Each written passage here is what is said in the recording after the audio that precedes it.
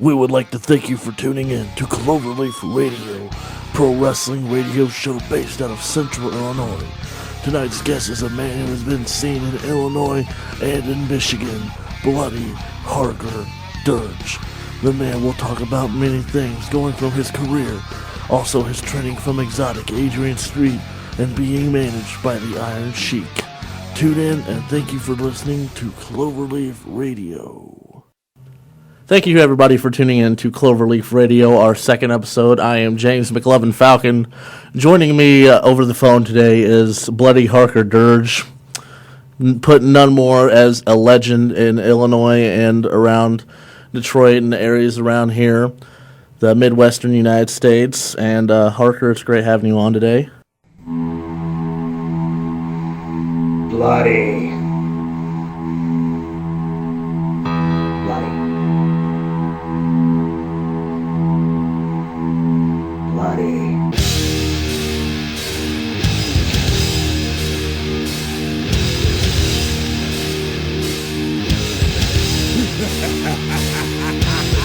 I am the one you heard committed suicide.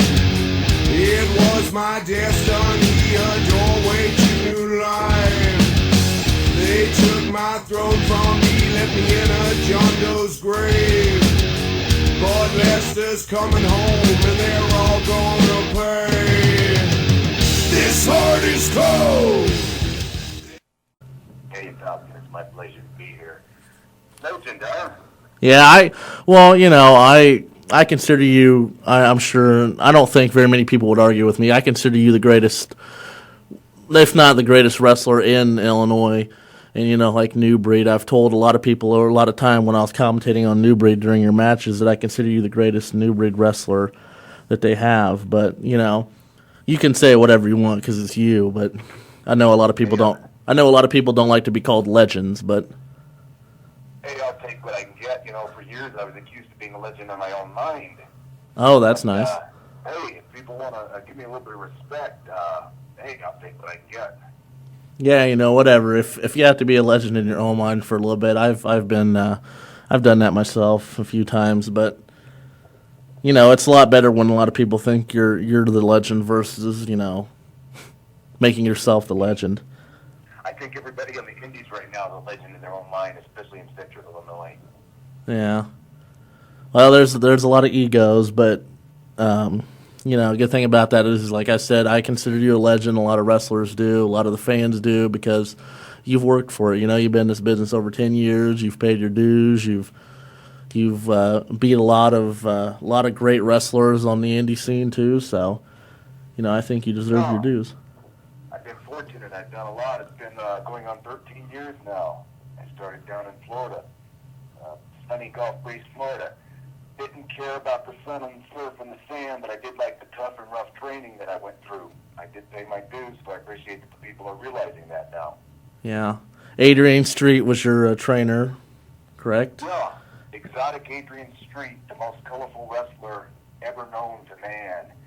In fact, he was so colorful that the WWF, now WWE, decided to copy Adrian's, we'll use the smart terminology and call it a gimmick, and create Gold Dust and later on Rico, based 100% on Adrian Street, my trainer's persona.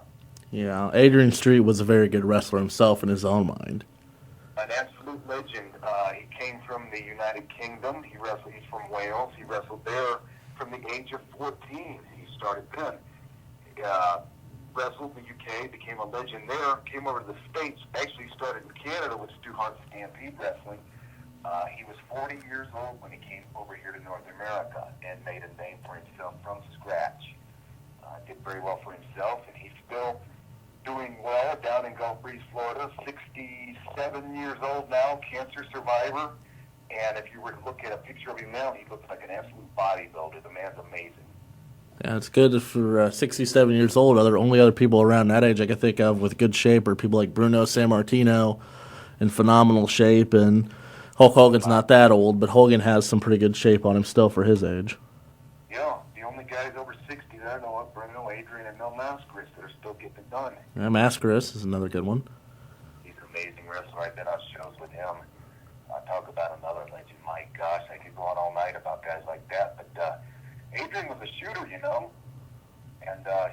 me some of that, technique. It was rough and tough. Well, it sounds, sounds like you've learned a lot from the man.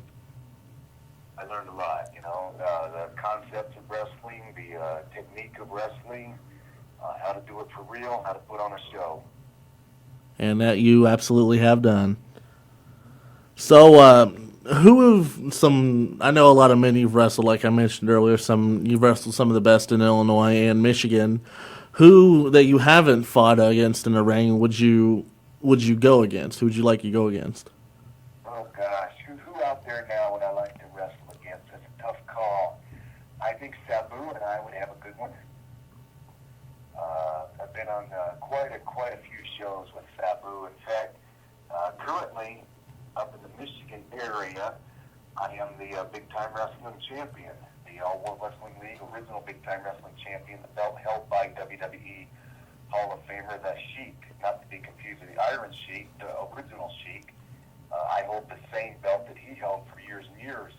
A lot of people don't know, maybe some do know, that his nephew is a man called Sabu.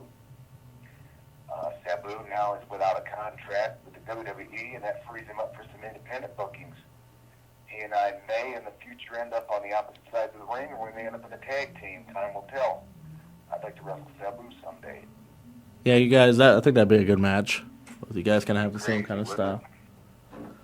But, is there a certain wrestler that you would say yourself, I doubt it'll be for a long time, but when you finally hang up the boots, is there a certain wrestler you would say you could pass the torch to? Oh, boy. It's tough to say. I've been around, I've seen a lot, and I've done even more. When am I going to hang up the boots? Probably another 80, 90, 100 years from now. So I would imagine the wrestler that I passed the torch to hadn't been born yet. But maybe he has. As far as wrestlers in this area, and right now I'm in Central Illinois, and I'm talking about the guys in the area, somebody that I've been impressed with is Jeff Harris. I've wrestled him many times. I had one of the best matches I've ever had in 13 years with Jeff Harris. It was a first blood match. The kid's half my size. Probably a few years younger than me,